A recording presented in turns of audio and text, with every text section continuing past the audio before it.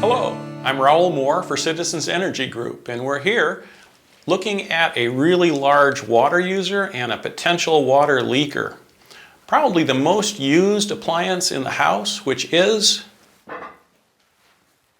the toilet. Up to 27% of the water used in an average house can be used in the toilet, but if it's leaking, it can be even more. This creates high bills for water, and if you have a sewer system bill attached to your water bill, now you've got a twofer and you're paying for it twice. So we're going to walk through some ways to test to see if it's leaking and go through some common leak failure modes, why is it leaking, and then potentially how to fix it. But at the end, of course, if it's beyond you, get a trusted contractor or a plumber to come in and fix it for you. It's probably going to pay for itself. So let's start out looking at the toilet, and if it's leaking, you may be able to hear it leaking, but sometimes it's really quiet and you can't hear it leaking. So there's a way we can tell. We look in here. One way to tell right away is if the water is flowing over the top of this tube right here, that means either the float is misadjusted so that it's too high, we can bend this rod and get the float to go down, or this valve in here is hung up. There may be a piece of crud in there that's just letting the water flow past it. And what happens is the water just flows down that tube all the time because the water's going through the valve.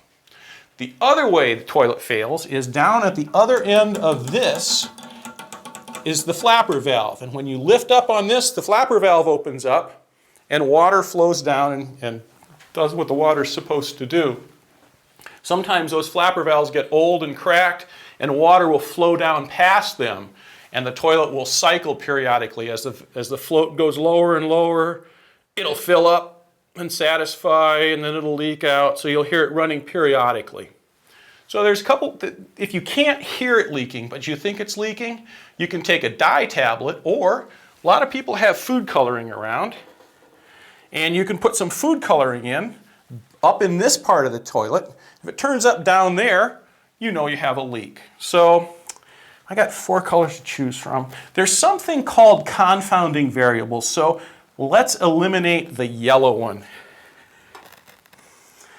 Some people put a blue solution in as a disinfectant, so let's not use blue. And I've been in some houses that either on a well or because they have galvanized piping that's starting to rust on the inside, their toilets are a little bit red. So I think green is probably a safe choice to use. So let's use green. I've never seen a green toilet. So you put in 10 drops. 1, 2, 3, 4, 5, 6, 7, 8, 9, 10. Well, that was a little bit more than 10, but it's okay.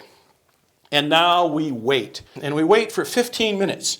This is going to move through the water and spread all out.